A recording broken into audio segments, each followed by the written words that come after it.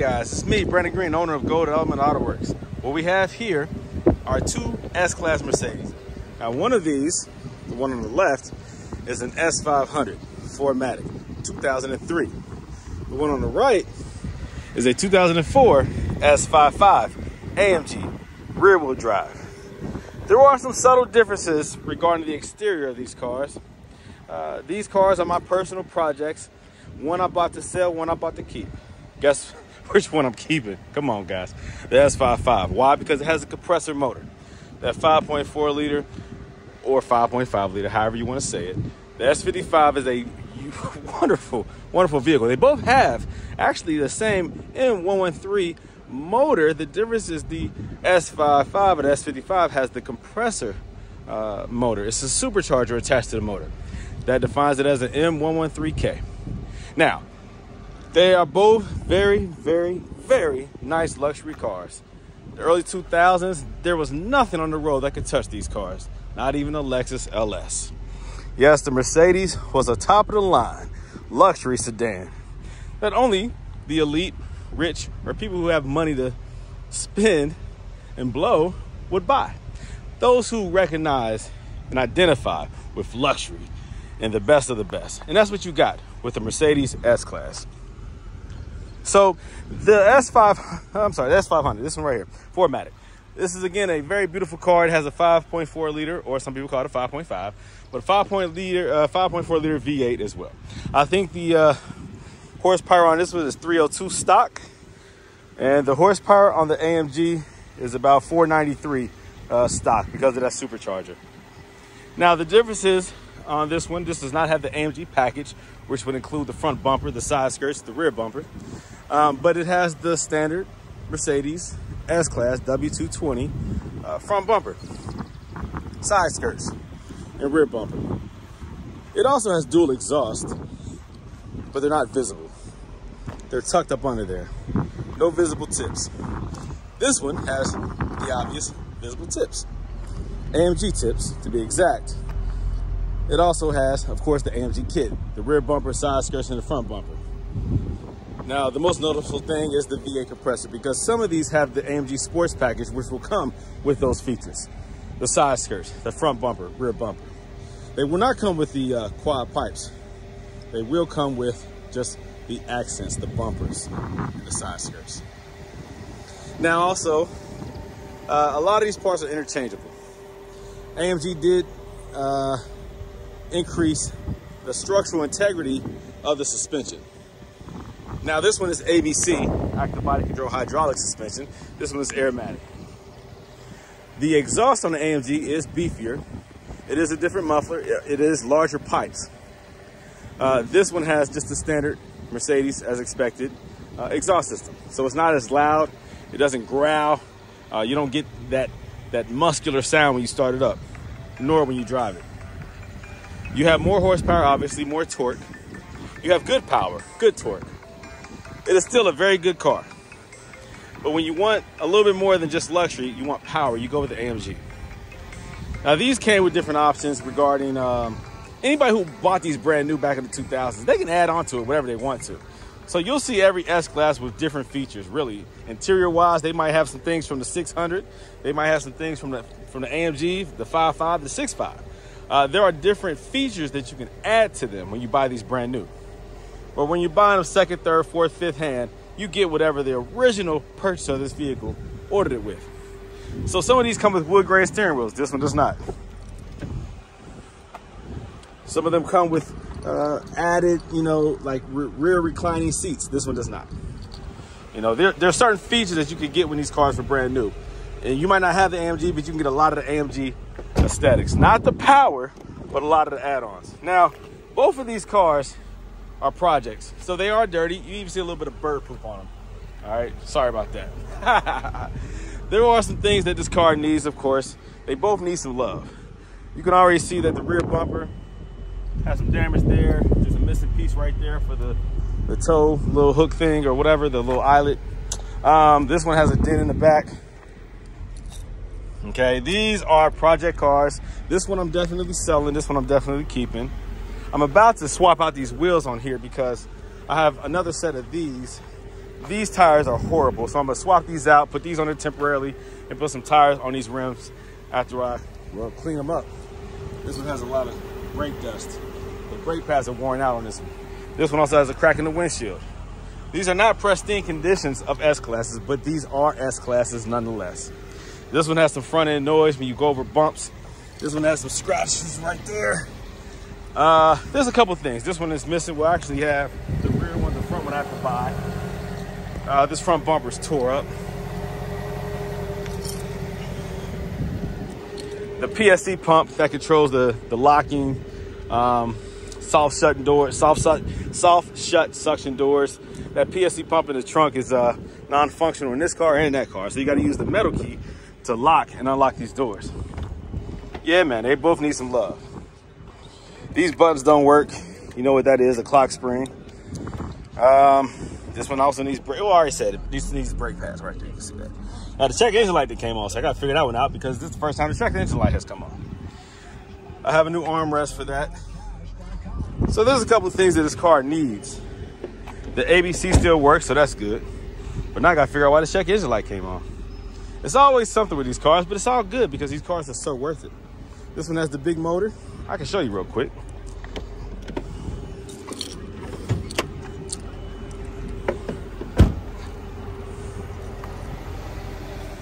All right, let's see here. All right, look at that. Nice, nice, nice. Now I got to figure out why that check engine light came on. I don't know why. It never came on before. I know I had to replace a fuel pump on here, and a whole bunch of junk was probably in the fuel lines because out of that fuel pump came a whole bunch of junk. I'm sure the filter caught most of it, but I still got to figure out why that check engine light is on. It's probably like evap system or something like that. Probably something simple. Okay. So I'll pop that joint. Oh, there you go. Got a two-hand, that one. That spring didn't pop it up. Ah, let's see. Where's the spring at? See, it's supposed to be a spring. Ah, see? That's why it didn't lift. See, it's these springs right here that's supposed to, if there's not springs, if there's hold on. There's supposed to be something. I know it is. There's supposed to be something right there. Let me see. No? Is it? Okay, this spring. This is what I'm looking for. Okay. That spring. Is it here? Nope. There he goes. All right. So I knew that there was a reason. Like this spring right here breaks off frequently. You can get these. These are easy to replace. These pop out. You can put a new one in. On eBay, these are cheap, easy to replace. So yeah, it didn't pop up on its own.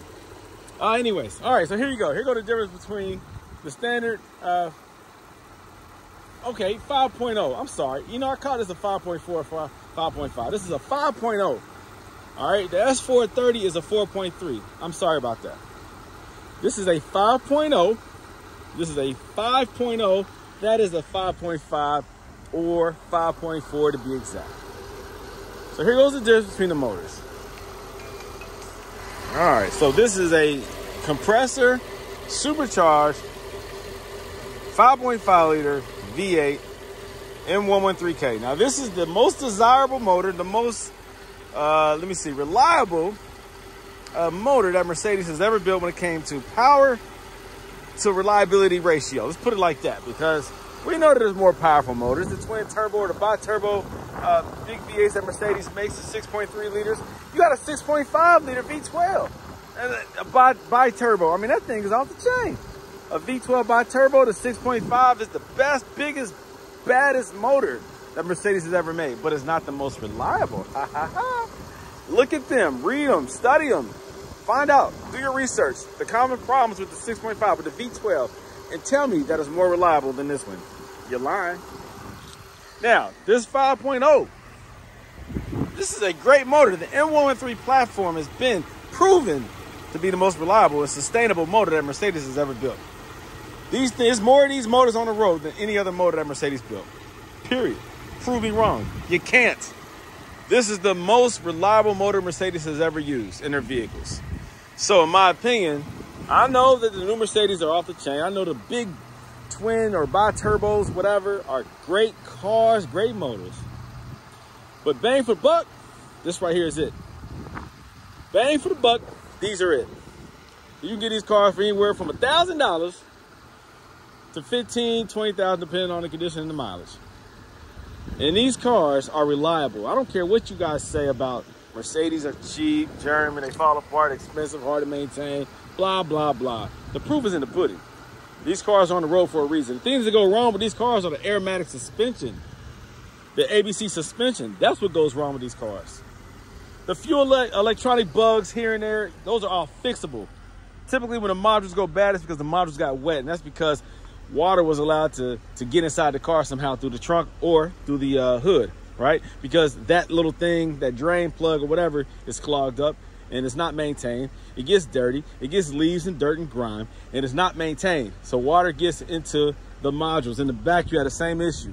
Water permeates the trunks because it's not maintained, the rubber seals are not maintained, and eventually water can get in the trunk. We know why, all right? Make sure your drain plugs in the trunk are not caked up with dirt and dust and grime, all right? Keep those things clean. And these cars last, guys. All electronics have issues over time, but they're all fixable.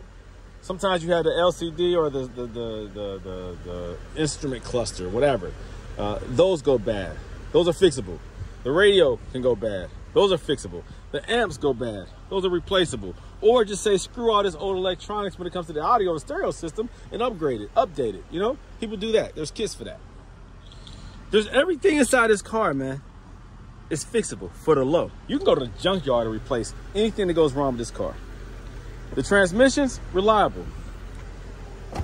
You have a conductor plate that goes bad. Easy fix. Get a conductor plate on eBay or through my website on www.goldelementautoworks.com or Amazon or whatever for less than $300. Come on, guys.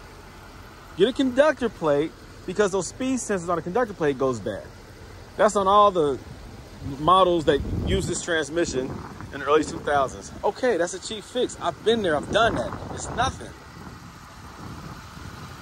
When the air suspension goes out, when these aromatic struts go out, you can replace those. You can get Chinese or whatever manufacturer air struts on eBay for the low. You get a whole set for under $1,000. You can do coilovers on here for about $1,300. Adjustable coilovers. I mean, goodness, guys, these cars are not hard to maintain. All you got to do is be willing to maintain it and educate yourself. Even if you can't do the work, do your research so that you know how much you should be paying for these components. Supercharger, let's see what goes wrong. They can overheat if you do too many miles to them because you can get 600-700 horsepower out of this car. But you have to make sure that you upgrade the cooling system. All right? So you can get a lot of, you can get modern power. First of all, 500 horsepower is very modern. But if you want to compete with the Hellcats and all these other big cars out here, you can do upgrades to this very easily. Decrease the size of the supercharger pulley. You can, like I said, increase the cooling system. You can do an air intake enlargement. You can do a belt kit. If you go too small with a supercharger, you got to do a belt kit because it's going to require a smaller belt, a tighter belt. You can do MBH long tube headers. I've done that on my CL55. You can change the exhaust system. You can get more power out of this thing, no problem. You can get a stage 2 tune, right? A Eurocharge. They'll do it if you have a Eurocharge or any kind of modification shop that deals with European cars. That deals with European cars, they can do that as well. So you can do a transmission tune, you can do an engine tune, update, whatever. It changes the air-fuel ratio and gets rid of the limiter. You can go all the way up 200 miles per hour if you want to. There's upgrades that you can do to this car that are very inexpensive in comparison to buying a brand new car with the same power that you'll get once you do these upgrades. You'll spend $100,000 to get a car that has the same power that this thing has after you do the upgrades. This is a very reliable car, guys. When the ABC fails, go coilovers, all right? You can maintain this ABC, the tandem pump. You can do all that if you want to, but you don't have to. There's ways to get incredible power and reliability out of this car. Very easy, guys. Do your research. If you don't mind driving an older car. You see, these cars look better, they handle better, better performance, reliable, luxury. All of that comes from these used old Mercedes. You save a lot of money and you get a lot of power and a lot of luxury. So it's up to you guys. You can consider it. I'm just giving you guys a comparison of what you can get with the W220 Mercedes. There's other options. They also have an S350. They have an S430, S500, S55, S65, the bi-turbo V12. So you have some options. Did I say S600? That's also in there. That's the V12. So if you get the 2000 through 02, you get the naturally aspirated motor. And that's regarding the 5.5 and the, they didn't do a 6.5. They did a 600 though. So 5.5, 600, 2000 through 02, you get the naturally aspirated. I don't like the modules, the electronics that they use in the early 2000s, 2000 through 02. 03, they did an update. They did the newer modules, newer electronics, newer radio. And I like that one better. It's more reliable. And you get the bi-turbo or twin-turbo V12 when you get the S600, all right? And then they also introduced the S65 at some point. And the 5.5, 03 and up is the better one. It's the supercharger. 2000 through 02, you get the naturally aspirated. It's cool. It's faster than the standard V8, but it's not as powerful or fast as that. And it's not as upgradable. You're very limited with your upgrades that you can do to that, all right? Only thing you can do with that is like a tune of some sort. All right, so those are just a couple of things that you can consider if you're ever thinking about buying an S-Class. So again, the difference of this one and this one, you get the exhaust, you get the more beefier suspension, the more beefier coilovers, not coilovers, ABC struts. You get the supercharger motor, you have more horsepower, 493, a whole bunch of torque, I can't remember, foot-pounds of torque. You get, let me see, you get the leather seats on both models, but you get like the AMG little badge on the interior. You get the shifters, the automatic button shifter things on the back of the steering wheel. These right here, that allows you to shift on the fly. What else you get? Some of these come with a suede headliner. That's standard on the 600. That's optional really on any of them.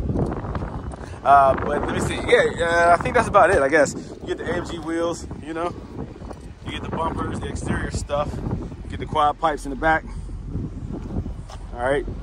2 AMG mufflers with dual tips on each. You get the AMG brake pads or brake calipers, which is like 6 piston or something, 8 pistons or something like that.